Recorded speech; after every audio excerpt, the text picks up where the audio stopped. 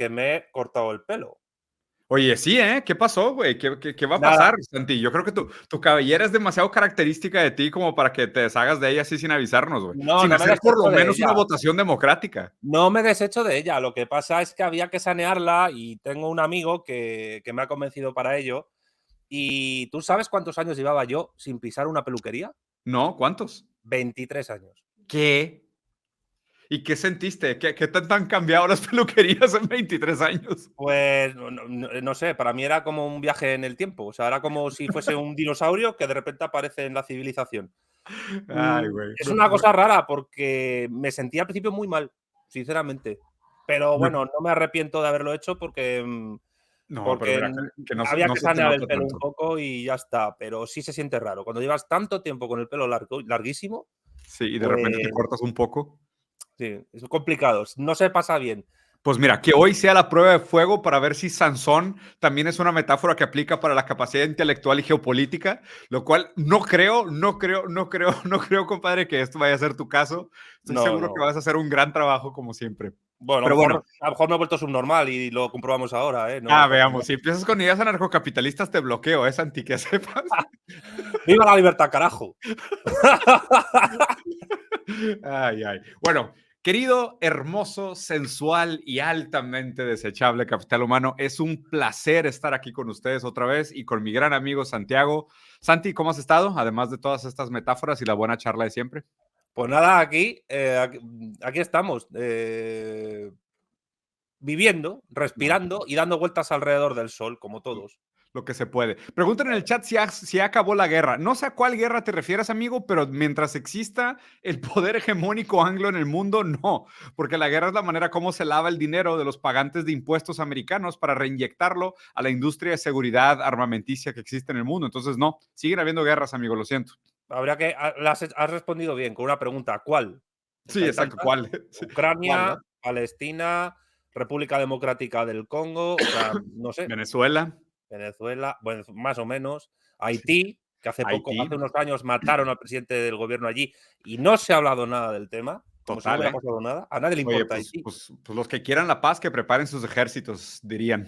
¿No? Sí, si vis pacem para bellum. Así es. Oye, Mm, pues bueno, Santi, vamos a empezar porque hay un par de noticias interesantes que revisar el día de hoy. Y me parece sí, que uno de los eventos más importantes de la semana pasada que podemos platicar es la toma de protesta del presidente de la República Argentina, Javier Milei. Y quiero empezar específicamente con este pedacito de su discurso que me pareció muy interesante. Vamos a ver este pedacito de discurso de 20 segundos y ahorita lo comentamos. vale. No se oye.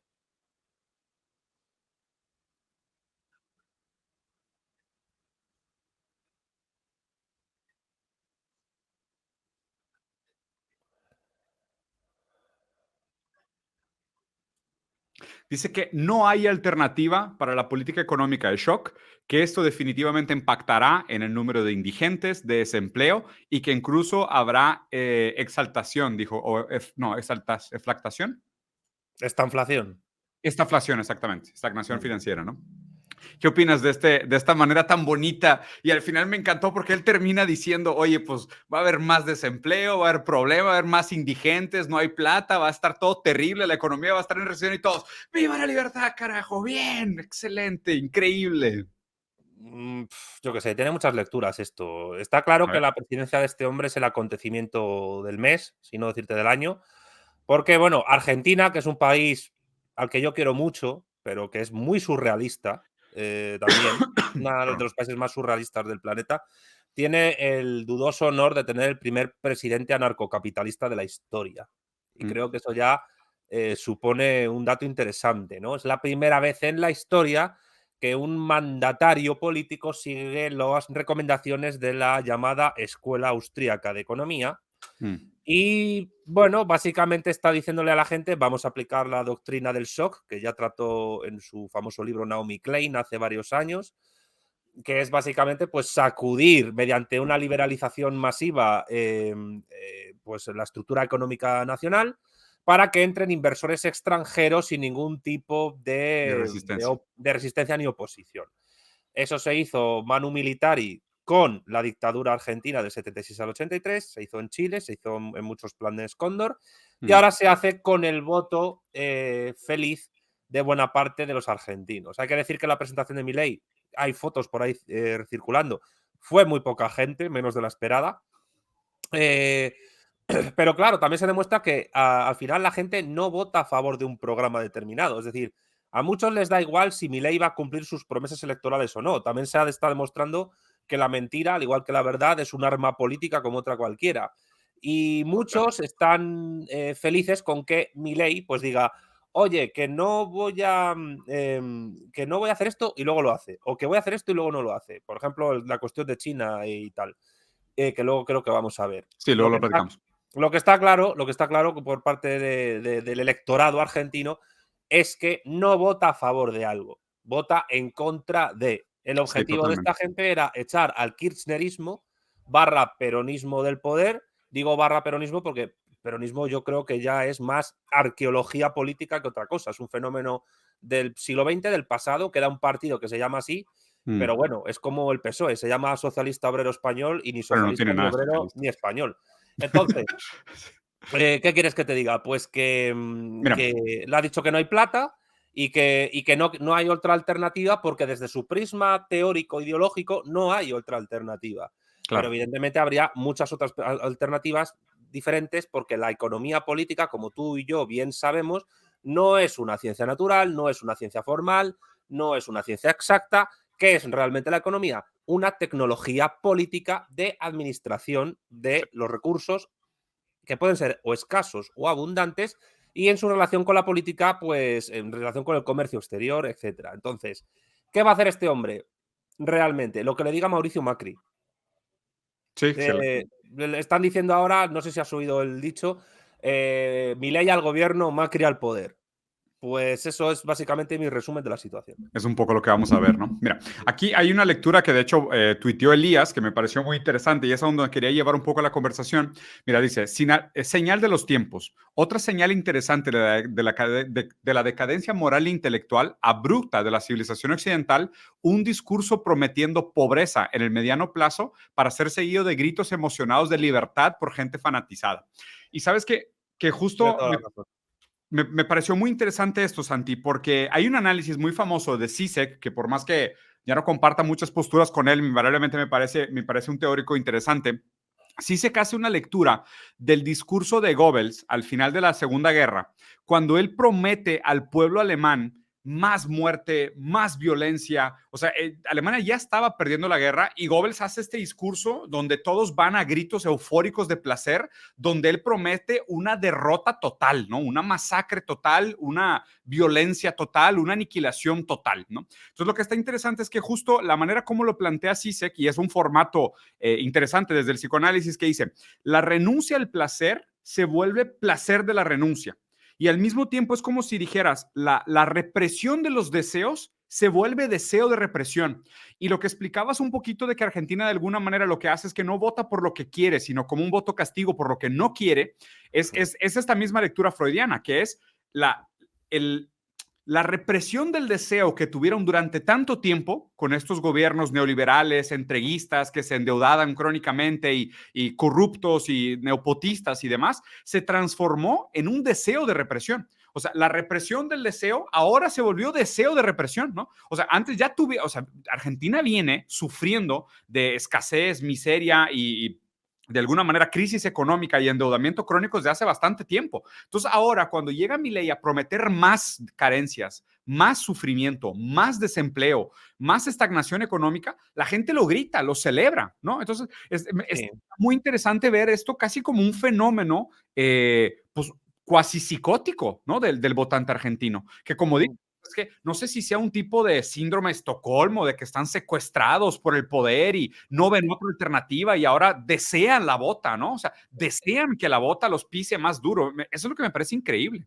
Es una cosa muy común en las democracias, realmente. No creo que sea algo exclusivo de Argentina esto que pasa, simplemente se ha dado en Argentina la circunstancia con un sujeto que ha sido potenciado desde los medios de comunicación de masas para precisamente acabar con unas ciertas políticas económicas y diplomáticas que a cierta facción de la clase dominante argentina le convenía terminar. De todas maneras, yo sobre esto que dices que es muy interesante, señalo dos cosas. Primero, muy acertado Elías Yabur por haber puesto occidental entre comillas, porque Sí. yo ya sabes que lo de la civilización occidental niego que exista, no ha Un existido invento, nunca. ¿no? Es un invento que viene de Lutero, además. Pero en segundo lugar, y es muy interesante, yo creo que muchos que han votado a Milei buscan una suerte de catarsis casi religiosa, por la cual, después de los años duros que se avecinan, o meses o años, que pueden ser 3, 4, 5 y 6, Milei les ha prometido el retorno a la tierra prometida, que dentro de 35 años permitirá a Argentina recobrar lo que fue hipotéticamente a finales del siglo XIX y principios del siglo XX, es decir, la mayor potencia económica del mundo, el país más rico del mundo, etc. Y el problema es que es una mentira, es una Sí, construcción histórica falsa. Es decir, claro. Argentina nunca fue un país rico, Argentina nunca fue un país desarrollado. Argentina tuvo en la provincia de Buenos Aires un alto nivel de vida debido a la exportación de carne a Europa Occidental y particularmente a Inglaterra, que empezó a torcerse con el inicio de la Primera Guerra Mundial. Sí. Pero hasta ese momento, mientras en la provincia de Buenos Aires, incluida la capital, se vivía más o menos bien y el nivel de renta era alto, es decir, donde estaban los grandes terratenientes y las grandes granjas, donde se encontraba eso que los peronistas llaman o llamaban la oligarquía, en el resto del país, que es un país que he de recordar que Argentina es el octavo país más extenso del planeta, o sea, está entre los 10 más grandes del mundo de extensión, en el resto del país se vivía pobremente, había mucha desigualdad, había desnutrición, hay informes médicos de inicios del siglo XX donde se muestran pues los problemas de desnutrición infantil que había en Argentina enormemente, sobre todo en las zonas más depauperadas, en el norte, en la frontera con Bolivia, con Chile y con Paraguay, en zonas pues donde hay mucha más población indígena, etcétera, que eso luego explicó en el momento en que tuvo que suplirse la exportación de carne con un poquito de industria cerca de la provincia de Buenos Aires, lo que explicó las migraciones internas dentro del país que esa población rural tuvo que hacer hacia la capital y otras zonas de la provincia. Y ese es el origen de lo que luego los peronistas llamaron descamisados, es decir, la clase obrera y campesina que se puso de parte de Juan Domingo Perón. Y yo no soy peronista, pero creo que es necesario entender el contexto histórico de esto, porque Milei, al igual que muchos liberales, ha vendido la moto a los argentinos prometiéndoles algo del pasado, un retorno a un pasado que es falso, que es un mito. Pero Milei no es más que la enésima muestra de esa pelea secular que ocurre en Argentina entre librecambistas y proteccionistas, en otro sentido, que son dos formas distintas de acumulación de capital. Pero, bueno, él ha dicho que en 35 años Argentina será como Estados Unidos y yo creo que Argentina, me puedo equivocar evidentemente, pero creo que Argentina se ha metido ella sola en el lado equivocado de la historia, por lo menos en el lado equivocado del siglo XXI. Pero bueno, la democracia es lo que tiene. Sí, sí, sí. Mira, aquí hay otra manera de plantearlo también de este amigo que te digo que también trabaja con geopolítica brasileño, que me pareció muy buena. Y aparte me gusta mucho, ¿sabes qué? Vi la entrevista que hiciste con Marcelo Gullo, la insubordinación fundante, y Sí, después me di un clavado a su libro de Brasil y Argentina, la gran oportunidad. gran No, libro. y Fue el digo, yo primero que obviamente, escribió. yo como brasileño, es un tema bastante cercano y me parece que esta relación Brasil-Argentina siempre ha sido muy fundamental y obviamente es muy dependiente de lo que sucede entre estos dos países, la posibilidad o no de articular realmente un bloque pues como lo tenemos planeado, ¿no? O sea, iberófano, de hispanohablante, o sea, es muy importante esta relación para que eso pueda funcionar, ¿no? Y Sí. aquí como lo plantea Hugo Albuquerque, que se me hace muy bueno, dice, mira, vamos a ver, ¿qué tendría que pasar para que funcione el plan de Milei, ¿no? Y es entender qué significa ese que funcione, sabiendo que de alguna manera la estabilidad monetaria está contra el costo social de la oligarquía económica, al mismo tiempo que Milei lo que está tratando de hacer es equilibrar el corto plazo con la gobernabilidad. O sea, eso es lo que se juega, los resultados a corto plazo contra la gobernabilidad de Argentina, ¿no? Digo, más allá de esto que dijiste, que realmente pues está en manos de Macri, que como dijiste, ¿no? O sea, Milei en la política y Macri realmente en el poder. Otra cosa que me parece interesante es el plano de privatizaciones voluptuoso con los recursos eventualmente obtenidos que de algún modo llega a un delta de estabilización de precios que vendrá por la desvalorización salarial y el corte de las inversiones públicas. O sea, aquí esto es lo que se juega de alguna manera en Argentina, porque todo este movimiento a corto plazo de acabar con los ministerios, privatizar las empresas estatales, mantener artificialmente los salarios bajos y desmantelar el estado de bienestar para poder llegar a una balance fiscal, lo que sea que esté buscando Milei, va a venir a cambio de una desestabilidad social gigantesca. Y aquí lo que dice es, su apuesta es esta. Una mezcla de estabilización y represión policial Sí. mientras él logra el proceso de cambio a corto plazo. Mira, perdona que te corte, Diego. Te voy a plantear dos disyuntivas. Primera como marxista y segunda como brasilero que eres. A ver. La primera como marxista. ¿No te parece curioso que los liberales insistan en que los marxistas, los comunistas, quieren retomar modelos fracasados que han pasado a la historia, cuando ellos precisamente es lo que quieren hacer? Es decir, retomar el modelo de Estado policía, Estado gendarme del siglo XIX, que ellos llaman Estado mínimo, como modelo social a seguir. El propio Juan Ramón Rayo, en su libro Liberalismo, dice que hay que volver al mundo anterior a 1913. Uf. Es decir, el mundo de Oliver Twist, el mundo que denunció Engels en la situación de la clase obrera en Inglaterra, el mundo del colonialismo atroz en África, el de la conferencia de Berlín. Claro, que dice, no, pero eso no es capitalismo, es corporativismo, imperialismo. No, no, claro, pero hay verdadero y falso capitalismo según ellos. Es decir, ¿no te parece curioso que ellos acusen a los demás de lo que ellos quieren hacer, que es retomar Sí, un normal. modelo que ya ha demostrado estar periclitado en la historia y que además tuvo muchísimos problemas de aplicación por todos los caos interiores y exteriores que provocó? Y Claro. luego, una vez que me respondas a esto, te presento la segunda disyuntiva como brasileño. A ver. ¿Te Ah, quedaste pensaba que mudo? me ibas a responder, pero si quieres te la No, planteo no, ya. vale, digo, si quieres esta primero. Digo, obviamente, ¿no? Y aparte es interesante que todas estas medidas de represión, que como dices son retrógradas, o sea, que son regresar a estados minarquistas que tenían un nivel de violencia muchísimo más alto en el sentido físico vulgar, vengan acompañados de gritos de libertad. O sea, esto es lo que me parece sumamente paradójico, ¿no? Que no solo, como dices, te venden retroceso como si fuera progreso y te venden opresión como si fuera libertad. O sea, es el colmo de la hipocresía. Sí, porque no suelo dar la razón a los trotskistas, pero George Orwell tenía razón. La libertad es la esclavitud, pero en el liberalismo. Esta Claro. mañana he entrevistado a Diego Fusaro sobre su obra maestra Karl Marx y la esclavitud. Ah, sí, sí. Y yo le he preguntado, ¿consideras que el liberalismo es una ideología esclavista? Y me ha dicho sí. Y no solo justificadora del esclavismo tradicional, el propio John Locke defendía la esclavitud, y John Locke parece ser el padre del liberalismo moderno. Ujú. Es que la esclavitud asalariada es defendida por los liberales como un contrato voluntario entre partes, donde la parte sobre la cual se ejerce la coacción del Estado policial burgués es: tienes libertad y además tienes que tener la necesidad de la libertad para elegir entre solo dos cosas: que este capitalista o este otro te explote o morirte de hambre. Sí, total. Porque la clase obrera no es como en el pasado, donde el esclavo era una propiedad personal del sujeto. Es que la clase obrera, ella, toda entera, es propiedad de toda la clase capitalista y, por tanto, de toda la estructura económica moderna. Y Sí, esa es la clave definitivamente. fundamental política de Karl Marx y la esclavitud. Fíjate que Y justo, qué raro, porque ¿viste la foto que posteé en la mañana, el texto de Karl Marx, de Marx sobre eso? sí, O sea, que justo, que ese literal lo está citando Elías Rabur en su libro también, que es exactamente eso, que es, mira, dice, bajo el capitalismo, relaciones sociales desiguales inducen a algunos individuos trabajadores a aceptar un contrato por el cual venden a otros individuos, los capitalistas, parte de su tiempo, y durante la vigencia del cual aceptan seguir instrucciones y órdenes en el desempeño de varias tareas necesarias para la producción de mercancías. En términos marxistas, los trabajadores venden su fuerza de trabajo por el precio salario establecido por el mercado. Esta relación contractual fue conceptuada por Marx como sumisa al capital. Los trabajadores actúan sobre el control de los capitalistas, no por libre albedrío, sino por los deberes que cumplen, que son muy concretos, mismo cuando se trata de tareas intelectuales.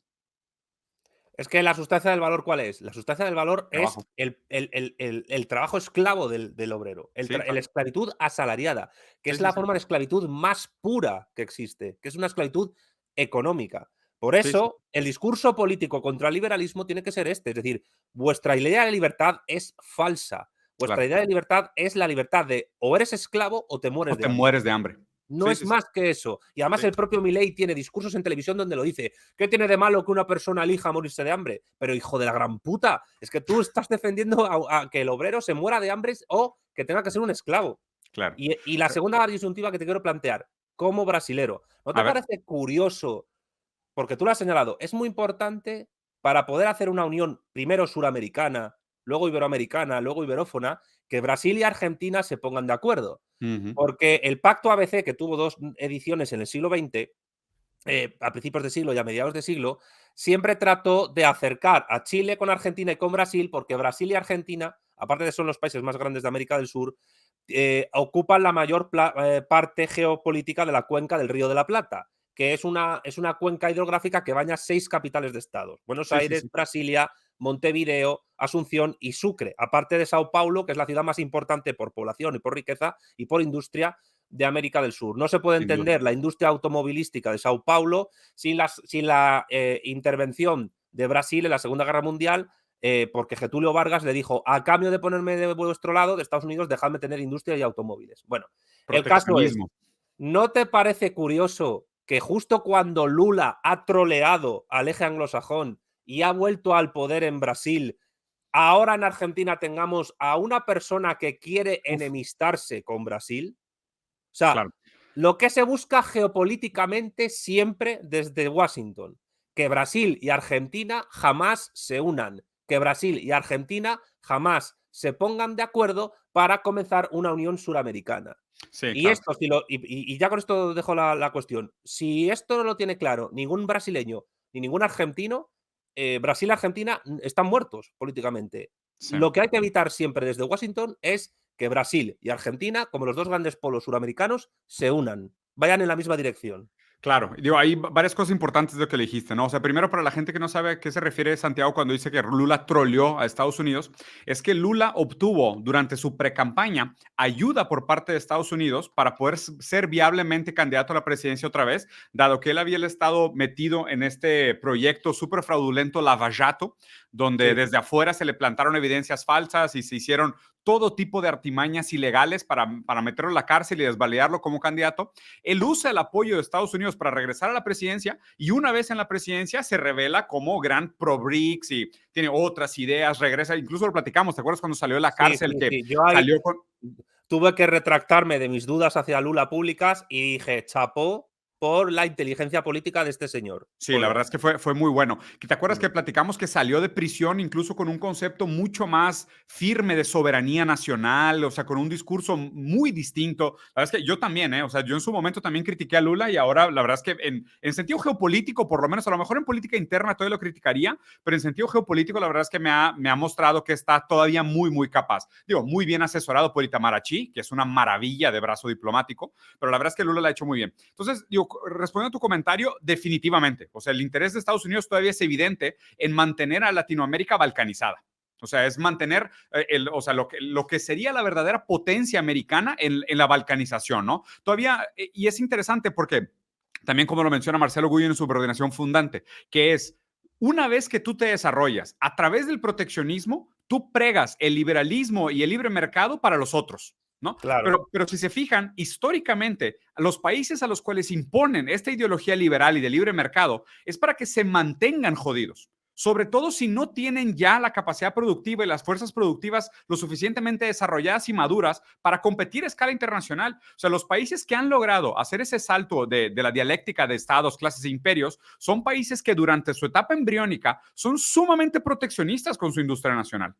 Y a Ujú. través de ese proteccionismo de la industria nacional es que logran eventualmente salir a competir. Pero abrir mercados tan vulnerables como lo son en muchos sentidos, Argentina, Brasil, a lo mejor Chile y Bolivia, es exponerlos a que sean devorados por los tiburones internacionales Tengamos y a en cuenta. mantener este proceso de balcanización y fragilidad. Y el último Sí, punto que quiero comentar para cerrar es este, ¿no? O sea, la separación que supuestamente existe del lenguaje entre los portugueses y los hispanohablantes de América es una división, la verdad es que prácticamente mínima. imperceptible, o sea, los idiomas son 99% idénticos, se los digo yo como brasileño, que es muy fácil, o sea, les voy a dar un ejemplo práctico, ¿no? Se eu quiser, eu posso falar português escolhendo as palavras e eu tenho certeza que todo mundo vai entender o que eu estou falando. O sea, Como yo en este caso, que te he entendido. y no hay duda, ¿eh? Entonces, esa división es una división histórica que junto con otros problemas históricos que nos han planteado, como la leyenda negra, como ese falto sentimiento de identidad que te mantiene arraigado a valores retrógradas que no necesariamente son congruentes con las necesidades contemporáneas, son lo que en muchos sentidos nos mantiene estancado en esta posición balcanizada, viéndonos a vecinos como enemigos, cuando históricamente no tendríamos por qué serlos. Mientras la rivalidad sea futbolística, todas Sí, las sí. demás son obviables completamente. Sí, sí. Pero tengamos en cuenta una cosa, proteccionismo y libre mercado son meras herramientas técnicas del poder político. Sí, ¿Qué sí. supone una insubordinación fundante en términos marxistas? Vamos a leer a Marcelo Gullo desde el marxismo. No es más que un proceso de acumulación de capital vía impulso estatal exitoso que permite convertir a un Estado, mediante el desarrollo de sus fuerzas productivas, en una potencia tecnocientífica, Ujú. industrial. Sí. Eso lo hizo exitosamente Estados Unidos a través de las medidas de política económica de Alexander Hamilton, que siguieron después de la guerra de secesión en Estados Ujú. Unidos. Y nosotros que estamos preparando un curso de un instituto en el que tú vas a estar, no puedo comentar más, nosotros hemos analizado que eso mismo hizo la Unión Soviética con Stalin, y eso hizo la República Popular China de manera particular, y Elías lo ha estudiado muy bien, Sí. a partir del golpe de timón que en 1978 hace Deng Xiaoping en la República Popular. Sí, Y volviendo totalmente. al tema geopolítico, la clave del bóveda del asunto es la cercanía en unidad política entre Argentina y Brasil.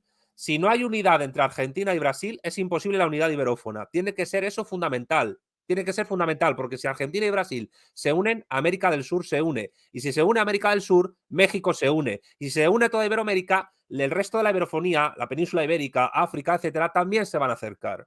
Por eso Claro. es fundamental defender un proyecto así.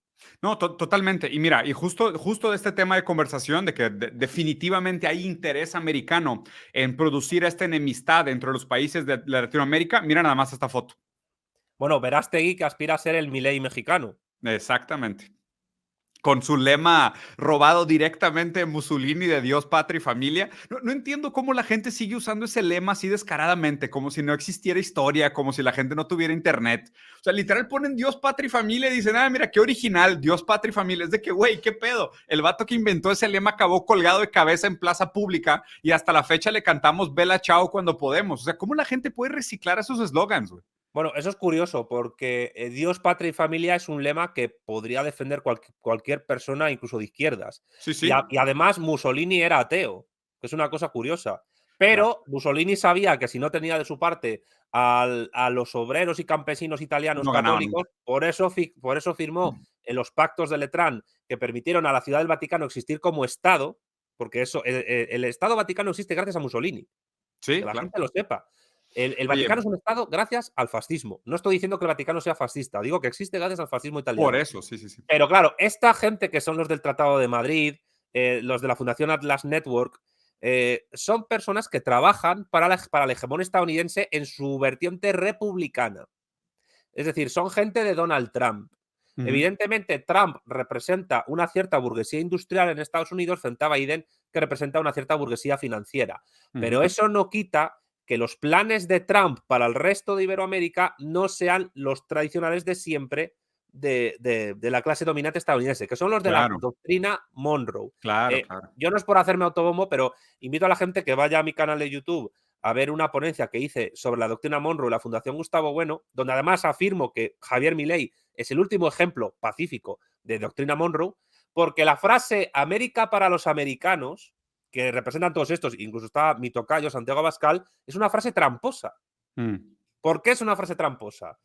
¿Qué es América? América es un continente supuestamente físico, que va desde Groenlandia hasta Ushuaia. Eh, pero los Estados Unidos se llaman a sí mismos América, como gentilicio. Son americanos. No es, en español decimos estadounidenses, pero en inglés no existe la palabra sí, estadounidense. Americans. Son we are Americans, ¿no? Pero claro, ¿qué significa para la doctrina Monroe América para los americanos? Significa todo el continente americano para Estados Unidos. Totalmente. Y precisamente todos esos que aparecen en la foto, incluido mi querido amigo Agustín Laje, trabajan para que América sea para Estados Unidos. ¿Cómo? ¿Es tu querido amigo la G? Es una ironía. Ah, perdón. No sé, estabas hablando tan serio No, y no, con el no, no. cabello corto te ves tan formal, Santi, que ya no sé, güey. A ver, no, a ver, evidentemente, ¿cómo va a ser amigo mío después de la crítica que hice a su libro en mi canal? Es Que evidente, no- es ¿Te imposible. Además, respondió o no te ni le respondió? conozco en persona, ¿eh? ¿Y te respondió o no te respondió? No, nunca me respondió. Además, aprovecho para decir que no es que él no quisiera ir a mi canal ni nada por el estilo. Hubo una mediación por parte de la editora de su último libro, Generación Idiota, me mandó el libro y me dijo: "¿Te lo lees y le haces una entrevista?". Y yo: "Vale". Me lo leí, le dije: "Ya me lo he leído, ¿hacemos la entrevista?". Y la propia, y tengo el correo todavía, la propia editora me dijo: "Es que me ha dicho que está muy liado y que su público es solo el latinoamericano y que no quiere meterse en fregados así con España y tal". Y dije yo: "Pues nada, pues adiós". Así que dije: "Pues voy a hacerle yo la crítica al libro sin que esté él". Entonces, respondieron algunos otros por ahí, segundones, pero a mí, bueno, a mí me da igual. Ahí queda el vídeo. Oye, ¿y las demás figuras que están en esta foto, qué te merecen? Digo, ya vimos a Verástegui, que es Dios, patria y familia reciclado. Cast, Chaufen, bueno, pues ya lo que te digo es la versión pacífica. A lo mejor lo que voy a decir es un poco bestia, ¿vale? Pero ellos son la versión pacífica del Plan Cóndor. Sí, claro, ¿Por exactamente. qué? Es la Porque, versión propagandística del Plan Cóndor. claro, porque ahora mismo, en el año 2023, hacer una operación Cóndor, descanse en paz Henry Kissinger, eh, mediante la propagación de golpes de Estado de militares, no sería bien visto por nadie en la población. Entonces, ¿qué es Mm, lo que hay que hacer? Sufragar con mucho dinero a intelectuales orgánicos como el AGE y a grupos políticos que compitan democráticamente con otros para ganar elecciones y que no se reactiven determinadas agendas políticas que después de la caída de la Unión Soviética se empezaron a activar, como tipo Foro de Sao Paulo, etcétera. claro. Entonces, ¿qué tenemos? El enésimo intento, esta foto representa el enésimo intento de ese América para los americanos, Sí. de esa doctrina Monroe que ahora en el año 2023 tiene que aplicarse vía democrática en todo el continente, mientras Estados Unidos se gasta el dinero bélico en otras latitudes de las que tú y yo, por supuesto, hemos hablado muchas veces en tu canal y en el mío. Sí, digo, una de las primeras pronuncias que se hicieron, ya que tomó poder el presidente Milei, que digo, la verdad, una de las cosas que dije es que creo que la pesadilla de muchos anarcocapitalistas es llegar al poder, porque toparse sus axiomas contra la política real debe ser traumático, o sea, de verdad debe ser sumamente doloroso hacer como este choque entre todos los libros de Hayek, Rothbard y von Mises que te leíste y luego llegar al poder en la política real y ver que la teoría la verdad es que tiene muy poca relación con la práctica y el mundo real material. Y una de las primeras palabras que se tuvo que tragar, y aquí el presidente Xi Jinping, basadísimo como siempre, ganó sin hacer absolutamente nada. Al principio Milei se aventó comentarios diciendo que claro que no voy a hacer negocios con esos estados autoritarios, comunistas, no voy a hacer negocios con China, ¿no? Pasa la elección, inmediatamente queda en el poder y lo primero que tiene que hacer de que, oye, ¿sabes qué, presidente? Por favor, vamos a mantener el swap de moneda entre yuans y los pesos argentinos, porque la verdad es que sí los ocupa. Bueno, aquí tres reflexiones, Diego. La primera, la realpolitik al final siempre se impone. La geopolítica siempre se impone por encima de las ideologías. Incluso Sí, hay sí. votantes de Milei que lo justifican diciendo: no, no, ves, la realpolitik. Y es que al final, pues muy bien por Milei. Y yo, a ver, ¿qué vas a hacer? Le has votado porque tú has votado contra el kirchnerismo y a ti te importa tres pimientos, pues la política que haga Milei. Lo que querías era quitarte al otro de en medio. Bueno, Claro. pero evidentemente aquí, pues China ha demostrado que sabe ganar sin pelear. Es algo Exactamente. muy asiático, muy oriental, Sí, sí, muy sí, muy chino, ¿no? asiático. Sí, y bueno, pues es que vamos a ver, cuando tus principales socios comerciales son China y Brasil, pues la política que tienes que jugar a escala internacional no puede desquitarse completamente de eso. Para más, pero claro, cuidado, porque para más INRI, los representantes de la política exterior del gobierno de Milei han dicho que Argentina no va a entrar en los BRICS, pero va a pedir entrar en la OCDE, es decir, Ujú. la Organización para la Cooperación y el Desarrollo Económico. ¿Con qué intención? Con la intención de convertir, a mi juicio, a Argentina de país deudor de deuda externa en masa a ser acreedor de otros de deuda externa. Es decir, Ya. los liberales argentinos quieren convertir a Argentina en un país capitalista puntero que sea acreedor de deuda de los países pobres. Eso lo tienen en vista. Hmm. Y por eso quieren entrar en la OCDE. ¿Por qué? Pero claro, la OCDE es una organización, yo creo que he hablado contigo de ella alguna vez, es una organización bastante perversa. Por cada Sí, dólar que sí. la OCDE te presta, tienes que devolverle 3. ¿Y eso qué implica? Sí, Que los es una locura. O estados, sea, son los matones prestadores de dinero de la colonia, ¿no? hombre, Son unos mafiosos. los estados que tienen que pagar el triple de lo que reciben como préstamo son deudores de por vida, crónicos. Y la cuestión Sí. es, ¿va a haber gente en Argentina que tolere que Argentina se pueda convertir en un país explotador de países africanos o de países asiáticos o de otros Claro. países en América? ¿Eso es lo que quieren?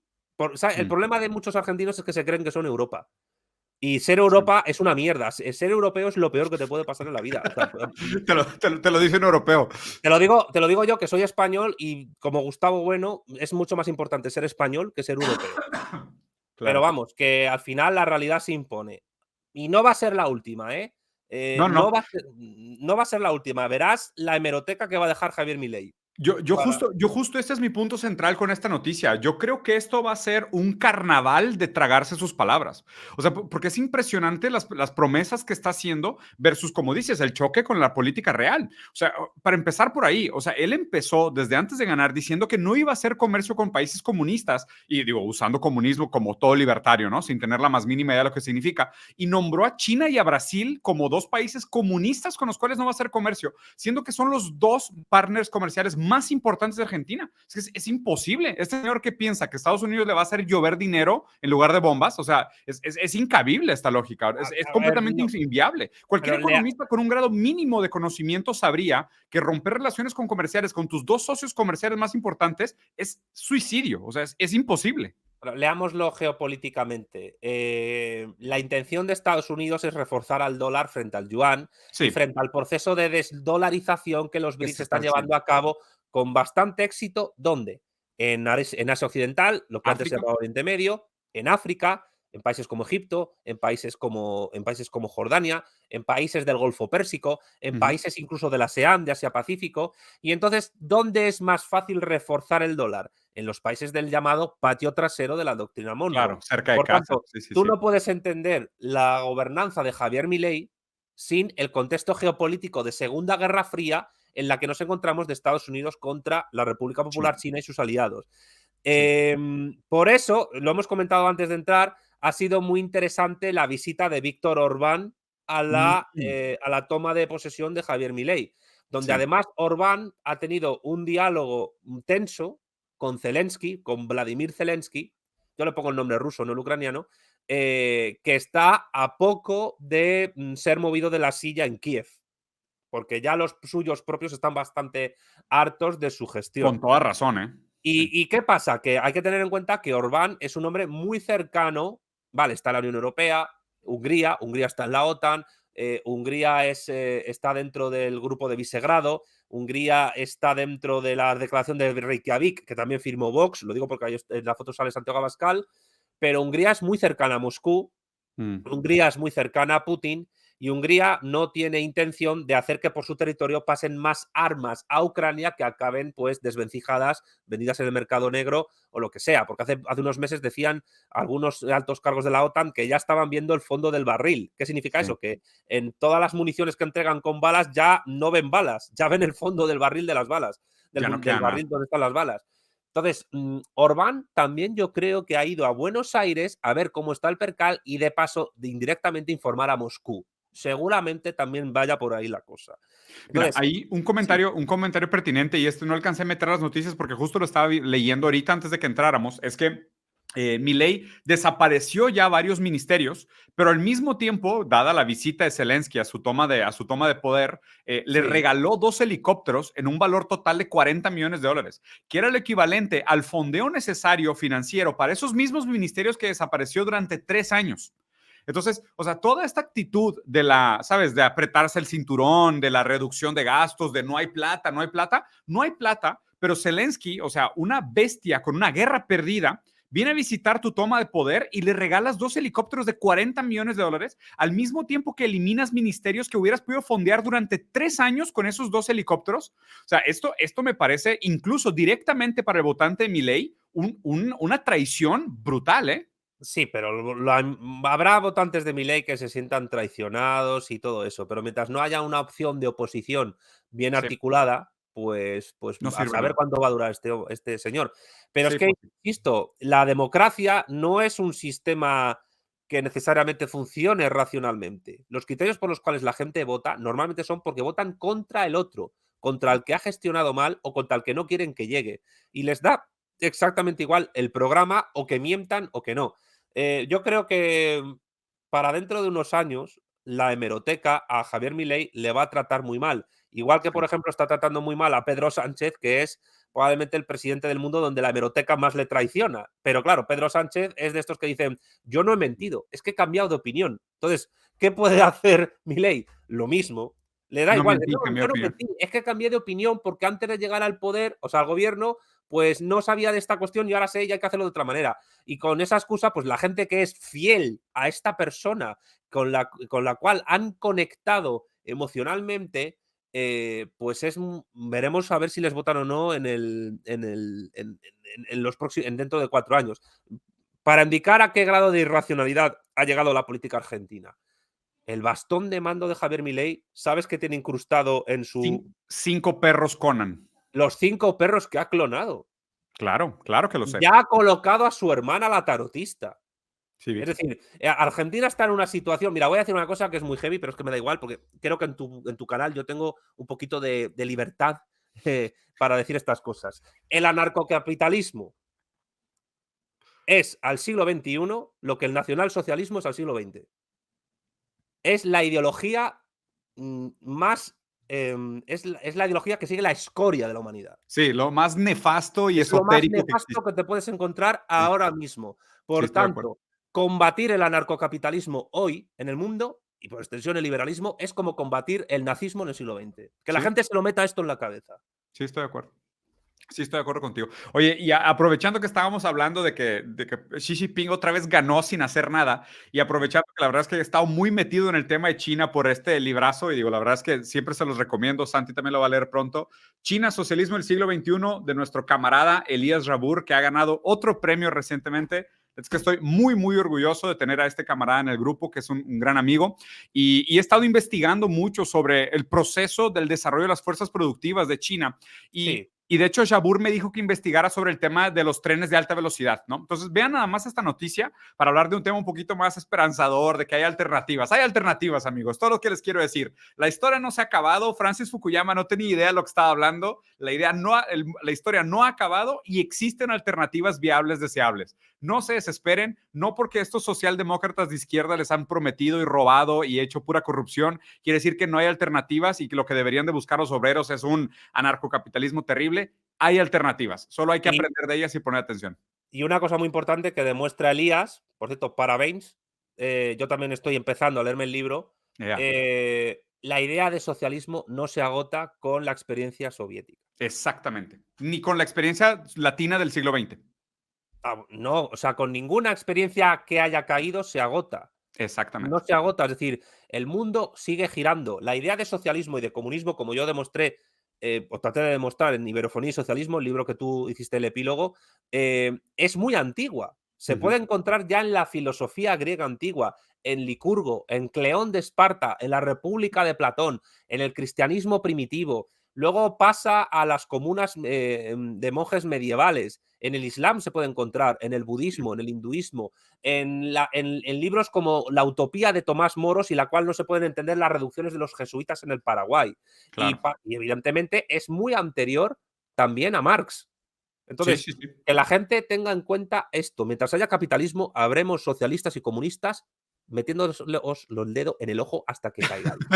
Es nuestra responsabilidad y aparte es un gusto, ¿eh? Es un gusto. No solo lo hacemos porque es responsabilidad, sino que es un placer. Es Pero que vean nos esto. gusta, sí. En el año 2007, China tenía 0 kilómetros de trenes de alta velocidad.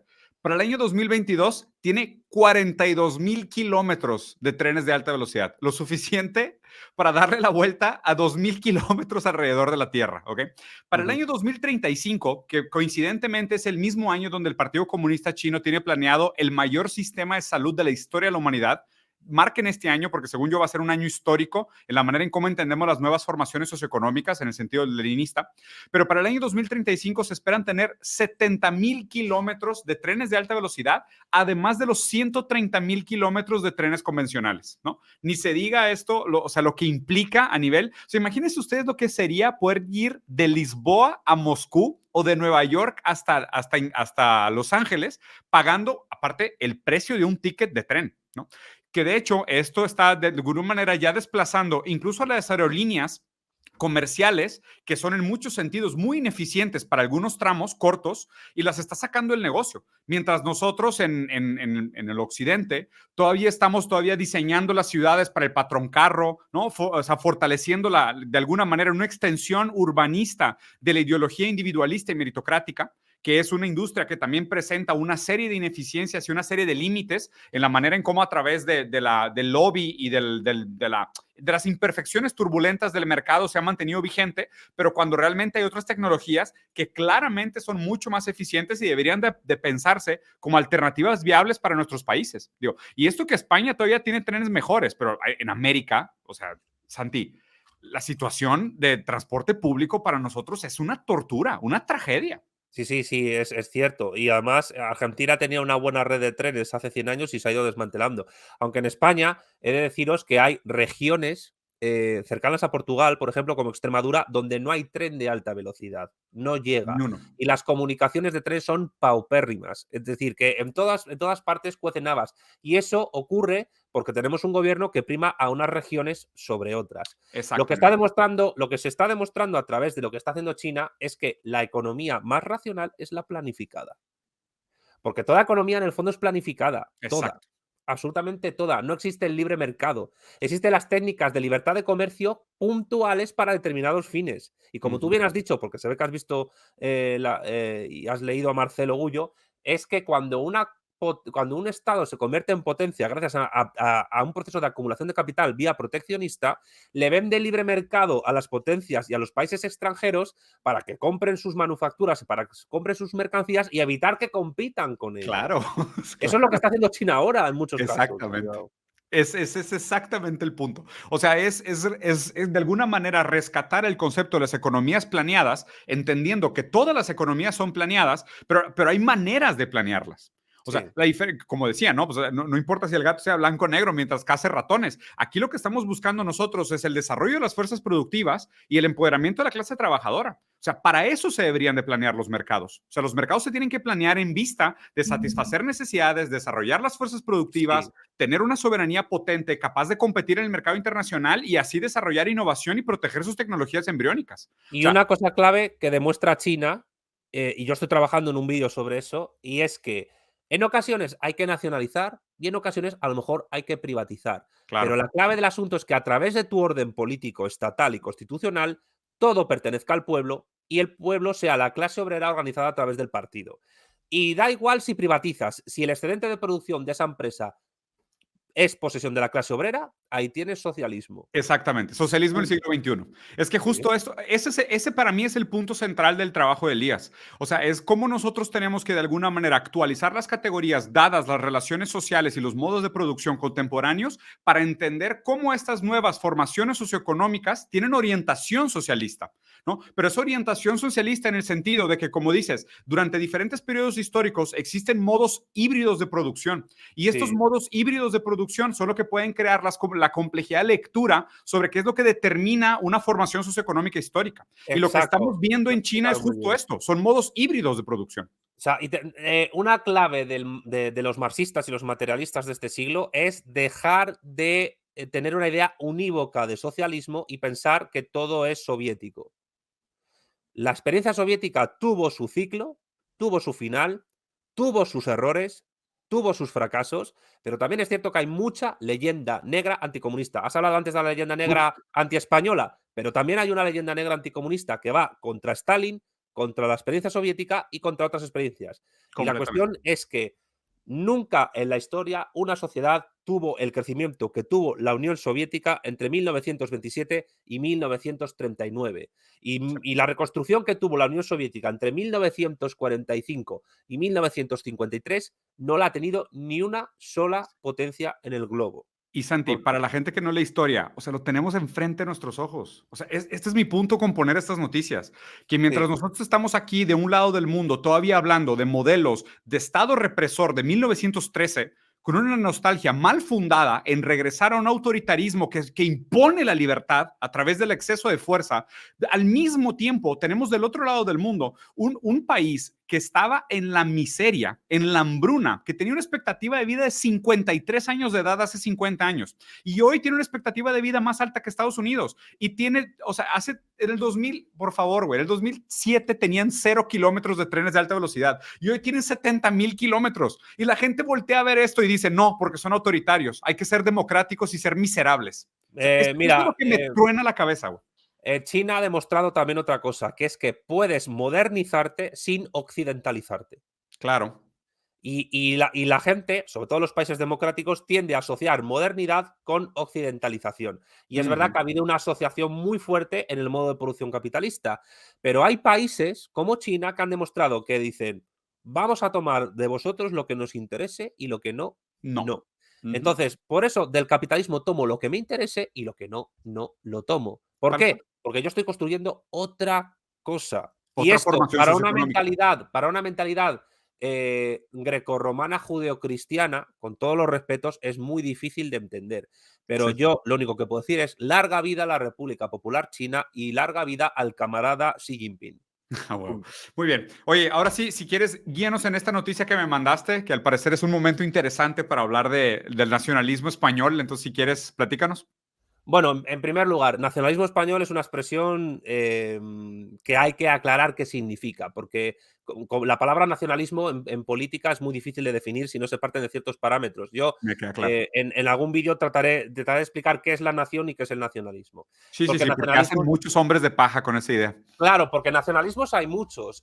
Hay nacionalismo político, cívico y hay nacionalismo étnico. Yo Claro. te he pasado esto porque lo que aquí se ve es un nacionalismo étnico, Mm. español, y es un nacionalismo errado. Yo me considero nacionalista español, yo no tengo ningún problema en decirlo, pero mi nacionalismo no es étnico. Los españoles no somos una raza, ni somos una etnia. Nosotros además nos hemos cruzado con un montón de pueblos durante milenios y no ha pasado absolutamente nada.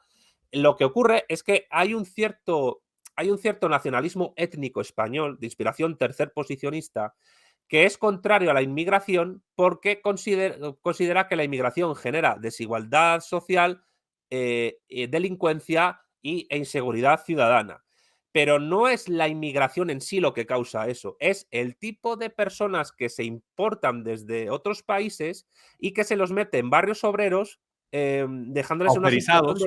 en una situación de lumpenización. Si España tuviese un desarrollo industrial mayor y tuviese una economía que no dependiera solo del sector servicios, nosotros podríamos importar mano de obra, fuerza de trabajo inmigrante de una mayor calidad. El Mm. problema es que los países, por ejemplo, del Magreb, del mundo islámico, cuando exportan migrantes a las naciones de Europa, exportan, digamos, la gente que ellos en sus propios países querrían meter en prisión. Es decir, lumpenproletariado propio. Pero si llegaran a España 5.000 ingenieros de los Emiratos Árabes Unidos, te aseguro que no generarían ningún tipo de problema social siendo también musulmanes. ¿Cuál es el problema de esta visión étnica del asunto que no se da cuenta que el problema de la inmigración, más allá del choque religioso, que no lo niego, tiene que ver con el tipo de clase social que se importa? Pues que se parte de la idea de que el DNI no te hace español. Si Sí. tienes un DNI o un pasaporte español, si eres negro, musulmán, latino, de una mara, Asiático, lo que sea. etcétera, pues no eres español. Y eso es un error, porque lo Mm. que te da la nacionalidad precisamente sí es el DNI y es el pasaporte. Claro, es ¿Cuál es positiva, el no natural. Claro, hay dos versiones en el derecho para adoptar la nacionalidad, el jus sanguinis y el jus solis. Por ejemplo, en Argentina se ha primado el jus solis, mientras que en España ha primado el jus sanguinis. Pero Mm. se ha acusado desde determinados modelos étnicos de nacionalismo español de regalar el DNI, de regalar la nacionalidad. Sí, sí. Pero España no es de los países donde más fácilmente se obtenga la nacionalidad. Es decir, hay varios modos de adquisición de la nacionalidad española, que está por residencia, por carta de naturaleza, que la otorga el gobierno, por ser español de origen, por posesión del Estado, es decir, aquella persona que haya poseído y utilizado la nacionalidad durante 10 años de forma continuada, 10 años, de buena fe, en base a un título inscrito en el registro civil, o por opción, es decir, aquellas personas que estén o hayan estado sujetos a la patria potestad de un español o cuyo padre y madre hubiera sido español o hubiera nacido en España. Ya. Entonces, no es fácil obtener la nacionalidad española. En el año 2021 se otorgaron 144.000 DNIs españoles a personas residentes, pero lo que no se pregunta es por el tipo de circunstancias que hay detrás para obtener esa nacionalidad. Claro. Y aparte que los países, lo he estado mirando esta mañana, los países donde más fácil es obtener la nacionalidad, ¿sabes cuáles son? Por este orden: Australia, que solo necesita ser mayor de 18 años y haber vivido 2 años allí; Canadá, 3 años de residencia, y aprobar un examen de inglés o francés y de tener $10.000 en la cuenta bancaria; Perú, Singapur y la República Dominicana. España no Son los está más entre los países fáciles. los más fáciles. Entonces, ¿por qué me parece a mí importante hablar de esto? Porque se está diciendo desde ámbitos Mm. en España muy xenófobos, se está dando la idea de que obtener la nacionalidad es algo sencillo, que se regala el carnet de identidad. Y eso Y no no. es Sí, claro que así. no es cierto. Obtener en España la nacionalidad es muy, muy difícil. Y Sí, si sí. hay problemas de integración y si hay problemas de inseguridad ciudadana, tienen que ver con dos cuestiones, porque yo no niego que haya un choque religioso entre el mundo musulmán y el cristiano, pero también se da sobre todo por el tipo de personas y la clase social a las que se ascribe para que llegan a países como España o Francia, etcétera. No, Y eso también tiene y le que ver. sumaría también las condiciones urbanistas y materiales en las cuales se integran. O sea, el puro hecho de en qué barrios los ponen, la localización, el índole de este barrio, el acceso a empleo y vida digna. O sea, hay toda una serie de contextos materiales externos, exógenos, que producen este choque también, que exacerban este choque. Hombre, la cuestión es que la gente que emplea a los inmigrantes en España, los que los explotan, su fuerza de trabajo, Exacto. es gente que por regla general, si son dueños de grandes empresas, jamás los van a querer en sus barrios residenciales. No los van a dar Ah, de alta, se, los van a tratar se- como subalternos, les se va- pagan de se van menos. a, claro, se van a barrios de clase obrera, donde sí se puede generar un choque cultural fuerte porque no hay Claro, políticas de integración acertadas y porque exacto. España no tiene capacidad industrial para importar fuerza de trabajo de otra clase, del extranjero, o porque tampoco puede fomentar políticas de natalidad efectivas. Sí, sí, Y, sí. y esto no lo digo porque sea una cuestión meramente europea, española. Cualquier persona que viva, por ejemplo, en Buenos Aires, sabe de las fricciones por inmigración que hay de Bolivia o de Perú, o que llegan a Buenos Aires particularmente. Durísimas. Y los que viven en Chile, pues lo dirán pues, la gente que viene de Venezuela, etcétera. Con lo cual, la inmigración es un problema a resolver, pero es un fenómeno muy complejo, es un fenómeno muy que no se puede tomar a la ligera y no hay que hacer ni tampoco una política de puertas abiertas a saco, porque al final los grandes beneficiados de eso son los capitalistas que consiguen que los trabajadores inmigrantes tiren los salarios a la baja al competir con los autóctonos, Exactamente. ni tampoco caer en una xenofobia de este tipo, como yo te he pasado, de como no de tener el DNI no te hace ser español, es decir, un papelito no te otorga la nacionalidad. Y Claro, yo, porque lo siento, supuestamente pero existe una pureza natural en algún lugar que es medible para ver tu españolidad, ¿no? claro, porque además este tipo de razonamientos, la gente que los utiliza no se da cuenta, pero es un argumento que le da la razón, no digo que la tenga, a un separatista catalán. Es decir, Total. yo tengo el DNI español, pero soy catalán. Mi nacionalidad no me la da un papelito. No me Pues sí te la determina, da, ¿no? sí Sí. te la da. Es decir, otra cuestión es que puedas discutir los criterios para adquirir la nacionalidad, porque cada estado pone los suyos. Pero a mí me parece muy prudente aprovechar el tirón que tiene tu canal para tratar de denunciar este tipo de tweets xenófobos donde se está dando una idea étnica de españolidad que nunca la idea de España ha tenido. Porque tú Claro. puedes ser español siendo blanco, negro, de origen asiático, de origen brasileño o lo que sea. Lo que importa es que tengas tu DNI, tu pasaporte español, que vivas en convivencia con los demás, que trabajes, que cuides la comunidad y que se te trate bien y tú trates bien, sin Sí, sí. más, punto. Mira, y aquí aprovechando este comentario que, no era este, ¿dónde está? Este. El socialismo y el nacionalismo son incompatibles. Pero la verdad es que siento que tú y yo compartimos que esto es una estupidez. Primero que nada, lo que habría que entender aquí es que existe este tipo de lectura socialista, idealista, es la que más me molesta. ¿No? O sea, existe tal cosa como un modelo de socialismo o ¿sabes? El significante socialismo remite a un significado positivo que tiene una serie de características que son utópicas y sirven como regla para medir el grado de éxito con el que se aplica el término. O sea, eso es tratar marxismo como idealista. O sea, eso es un idealista leyendo a Marx, no un materialista. O sea, no es una persona que, no es una persona que da cuenta de las condiciones reales materiales en las cuales se ejerce la política y la fuerza y que son necesarias. Es más, te diría ahorita, es buenísimo para el capital el desmantelamiento de las fronteras, pero buenísimo. Sí. O sea, los movimientos balcanizantes, ¿sabes? De los pueblos originarios en amplio sentido, en las prácticas decoloniales, son buenísimas para el capital. Increíbles, increíbles. Lo que quiere el capital es menos resistencia a partes de estados soberanos. En el proceso de aquí a que lleguemos al proceso de superación dialéctica a las contradicciones del capital, nos tenemos que resistir a la lógica del capital global. Y eso se hace con países fuertes. Desde una perspectiva socialista revolucionaria, a mí me parece fundamental recuperar el concepto de que viene con la Revolución Francesa, aunque es anterior también, de nación política. Para no caer en esto que aparece en el meme, que es una idea étnica, racista de nación, defender la nación política en tanto que unidad de ciudadanos libres e iguales en derechos y deberes, en la cual, sobre la cual, y tal que como dicen Marx y Engels en el Manifiesto Comunista, la clase obrera, el proletariado, debe elevarse a la condición de clase nacional. Nacional. Ajá. Es decir, que en la forma, no en el contenido, porque es una lucha internacional, según el marxismo, en la clase obrera sigue teniendo una nación política sobre la cual se tiene que elevar. Pero las experiencias socialistas exitosas no han sido experiencias etnicistas, han sido experiencias patriotas políticas. Y alguien dirá, bueno, ¿y Corea del Norte? Bueno, pero Corea del Norte es un país donde hay una homogeneidad étnica considerable, pero también hay poblaciones de origen chino y de origen ruso, pequeñas, pero las hay. Pero la República Popular China, pues, ¿qué quieres que te diga? No hay, la etnia Han es mayoritaria, pero es un país multiétnico y multireligioso.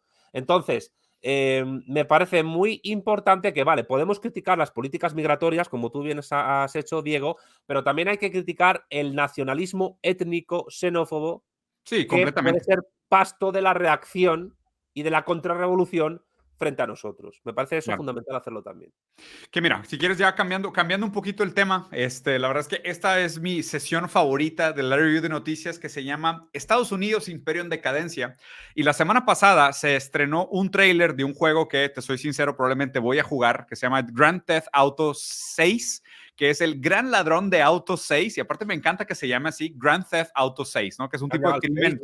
¿Cómo? ¿Han llegado ya al 6? Sí, ya van en el 6. El 5 fue buenísimo y este 6 supuestamente va a estar todo mejor. Pero el trailer fue una locura. Creo que tuvo 100 millones de views el primer día que salió este trailer. Pero lo más interesante de este trailer, Santi, y aquí quería platicar contigo sobre este fenómeno, es que, pues digo, obviamente los videojuegos tienen este aspecto como escapista, ¿no? Pues a fin de cuentas nos permiten actuar o participar de fantasías colectivas o fantasías que, pues de alguna manera superan o simulan la realidad. Y pues normalmente, o sea, te vas a Narnia o controlas a Harry Potter o tú eres Sauron ahí en un momento, ¿no? Peleando para defender el anillo, lo que sea, luchando contra un Maiar o lo que sea. Pero en este caso, Grand Theft Auto, que ya era un juego que estaba bastante apegado al capitalismo tardío del siglo XX, ahora ya se fue como al límite. Y haz de cuenta que el tráiler entero fue muy criticado y salió mucha gente a hablar porque los personajes que están en el tráiler están basados en noticias reales, ¿no? Y no sé si habías escuchado este meme de Florida Man, de que si tú escribes hombre en Florida y tu fecha de cumpleaños en Google, sale una noticia rara, random, de alguien que hizo una locura en Florida. Mira, es más, vamos a hacer el experimento. ¿Qué fecha cumpliste años? El 18 de enero. Of January. Vamos a ver qué hizo un hombre en Florida. Ok, un hombre en Florida es arrestado por haberse confundido un banco con Taco Bell. Eso hizo un hombre en Florida el día de tu cumpleaños. Vamos a ver el mía. 20th of October. Vamos a ver, 23 de octubre, ¿qué hizo? Florida Man. Ok, hombre en Florida es arrestado por tener relaciones sexuales con un Olaf de peluche. Excelente, ¿no? Digo, aquí para probarles el caso de que si ustedes ponen el día de su cumpleaños y un hombre en Florida, van a tener por lo menos una noticia interesante. Cumples los años el mismo día que mi padre. ¿El 23 de octubre? Sí. Mira, saludos a él. Gran fecha para cumplir años. Somos Sí. hijos del carnaval, ¿eh? Siempre lo digo. Tengo muchos amigos que son del 23 de octubre y a nosotros nos hicieron en carnaval. Yo siempre he pensado que soy producto de vino barato y el asiento trasero de un carro pequeño. Bueno, ¿no decís en Brasil que lo que pasa en el carnaval se queda en el carnaval? Bueno, no. Yo en este caso fue un error que trascendió por muchos las expectativas de mis padres. Bueno, pues fíjate, se ha trascendido. Pues bueno, veamos este pedacito de trailer. La verdad es que ni siquiera necesitamos el audio. Lo importante aquí son las imágenes. Pero vean esto, ¿no? Lo que está del lado derecho son las personas reales y lo que está del lado izquierdo son las personas que salen en el trailer. Empezando con esta señora vestida en pijamas, porque en Florida puedes ir al Walmart en pijamas, no hay ningún problema, con 2 martillos. O sea, no uno, 2 martillos, uno en cada mano. Después un hombre sacando un cocodrilo de una alberca, unos hombres persiguiendo, un güey regando su jardín desnudo, el Guasón, estos hombres haciendo una guerra en el lodo, carreras de motos en medio, un cocodrilo que va al supermercado, en fin, escenas del mundo real se han transformado en las escenas míticas del mundo surreal o el mundo artificial de los videojuegos. Y esta similitud no acaba aquí. Lo interesante es que ahora este güey que se denomina él mismo el Florida Joker está demandando por $2 millones a la empresa por haber usado su cara para hacer un personaje en un videojuego. ¿Le han calcado exactamente los tatuajes de la cara en el personaje? Fíjate que no exactamente, se parecen mucho, pero no son exactamente Pues los entonces mismos. se curan en salud, porque si no lo han hecho de la manera exacta, podría perder el juicio por demanda. Híjole, pues bueno, ahí le mandamos un abrazo al estimado Joker de Florida. Y Pero aquí me está parece, claro que Florida se ha convertido en un videojuego.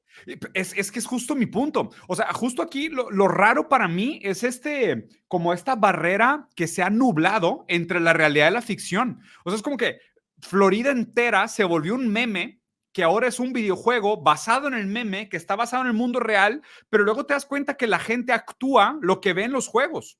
Sí. Entonces se vuelve como este ciclo vicioso donde la industria del entretenimiento, que es una superestructura, afecta a las bases materiales que acaban reproduciendo a las superestructuras que las reflejan, ¿no? O sea, hay un ciclo ahí terrible de la relación entre la industria del entretenimiento, la cultura del entretenimiento y la manera como esto renormaliza o le da una categoría de normalidad a estos fenómenos que deberían de ser fenómenos anómalos, ¿no? O sea, deberían de ser sumamente anómalos. Yo no lo veo tan anómalo, Diego. Quiero decir, la industria del entretenimiento siempre ha influenciado a los comportamientos sociales y viceversa. Ha habido Sí, siempre una sí, retroalimentación. El cine, la televisión muchísimo. Mira, es más, te voy a decir, en la industria pornográfica, la claro. moda, la estética del porno, del OnlyFans, influye en la moda de la calle. Sí, sí. Entonces, para que veamos el poder e influencia que eso tiene sobre gente de todo tipo, sobre todo jóvenes. ¿Cuál será? Lo interesante será pensar, ¿cuál será el siguiente paso a esto?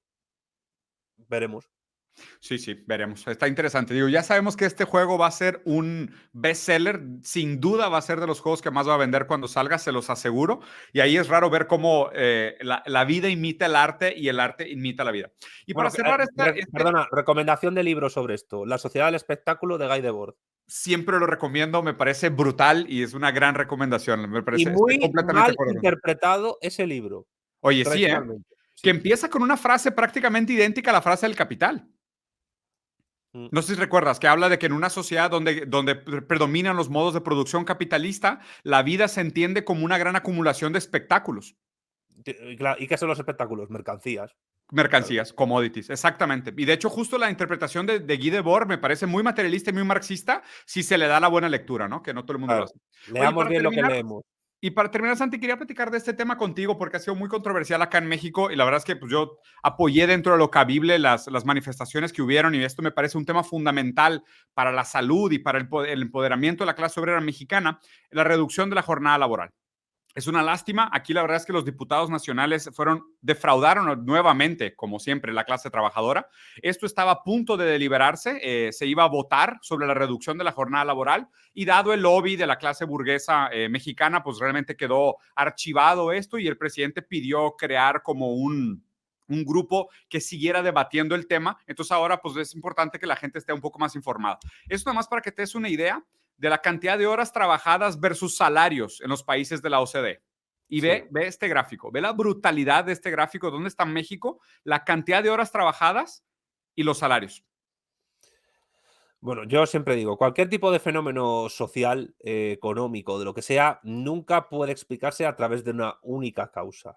Mm, Todo tiene que ser entendido de una manera multicausal. Por eso, aplicar una interpretación sui generis de la navaja de Occam a cualquier fenómeno social, en plan, en igualdad de condiciones, la explicación más sencilla suele ser la verdadera. Primero, ¿qué igualdad de condiciones son esas? Y segundo, ¿por qué tiene que ser necesariamente más verdadera la explicación más sencilla? Fíjate que en este gráfico que señalas aquí a todos, los países que aparecen más abajo también son muy dispares en situación. No es lo mismo sí, sí. Alemania que Dinamarca, ni en población, ni en industria, ni en extensión, Ni en complejidad. ni en complejidad histórica, ni en relaciones internacionales, ni nada.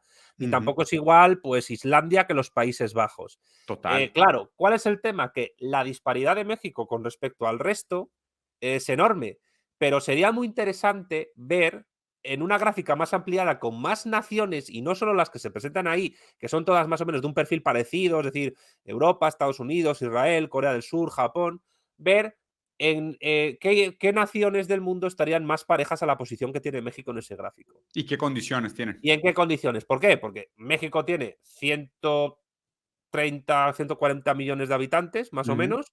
Es uno de los 15 países más extensos de la Tierra. Tiene unas desigualdades sociales tremendas y tiene una situación histórico-geopolítica muy particular. correcto. Entonces, para poder entender la relación que tienen las horas trabajadas con los salarios que se ganan, hay que tener todo eso en cuenta. Y no solo porque estén en la OCDE, sino porque estar en la OCDE no te garantiza nada. Y por eso volvemos un poco al principio hablando de Milei. Milei quiere meter a Argentina en la OCDE, pero ¿eso va a mejorar su situación? No, no. ¿O va a tener una situación parecida o peor a la de México? Aparte que la extensión de la jornada de trabajo no implica una mejora per se en los salarios en absoluto. Una reducción, dices, en la jornada de trabajo. No. O sea, perdón. No. A ver, voy a plantarlo otra vez, porque a lo mejor no lo he hecho bien. Quiero decir que la extensión, lo que dura una jornada de trabajo en Ujú, sí, no tiene per se ningún tipo de relación con lo que se gane, en tanto que se gane más. Es más, cuanto más sí, claro. jornada de trabajo haya, se suele ganar menos. Pero Sí. eso tampoco va en relación a la extensión de la jornada de trabajo.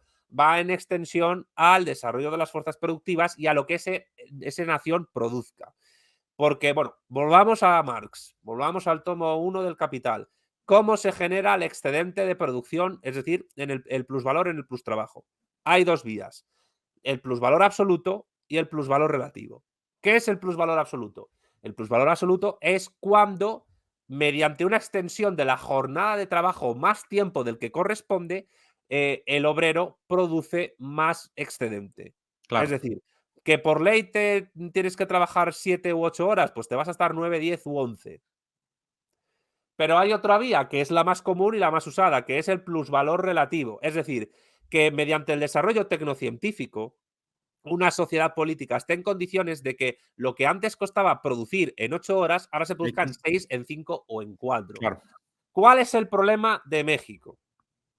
El problema, a mi juicio, de México reside en que no hay un suficiente desarrollo de las fuerzas productivas para que toda la fuerza de trabajo mexicana produzca en menos horas el mismo excedente con una mayor jornada de trabajo y al Mm, mismo tiempo no hay garantías políticas y sociales ni tecnológicas para poder reducir la jornada de trabajo a la inmensa mayoría de trabajadores mexicanos. Con lo cual está México, la clase obrera mexicana está en un nudo de botella, en un cuello de botella, perdón, muy fuerte en el cual del cual no pueden salir, porque tienen que trabajar más horas de las que trabajan y luego encima no tienen capacidad todavía para poder competir. explotar competir tecnocientíficamente con otros países mediante la producción de plusvalor relativo. Lo que no Sí, significa que no haya ciertos trabajadores en México que sí produzcan mucho plusvalor relativo. Gente que claro, trabaja en alta industria, en el petróleo, etcétera. Y esas son y termino ya, perdona. dale, Y dale. esta es la circunstancia particular que ocurre en una nación como México, que al igual que Brasil, tiene unas desigualdades sociales abruptas, muy fuertes. Es decir, que la distancia entre una clase y otra no es la de una planicie, una montaña con accidentes, como en Argentina, sino que es un gran acantilado, un gran Ujú. barranco. ¿Y cómo arreglas eso? No depende de la reducción de la jornada de trabajo, ni depende de un, no sé, de la aplicación de unos ciertos derechos laborales per se. Si no va de la mano Con la esto propiedad de los medios de producción.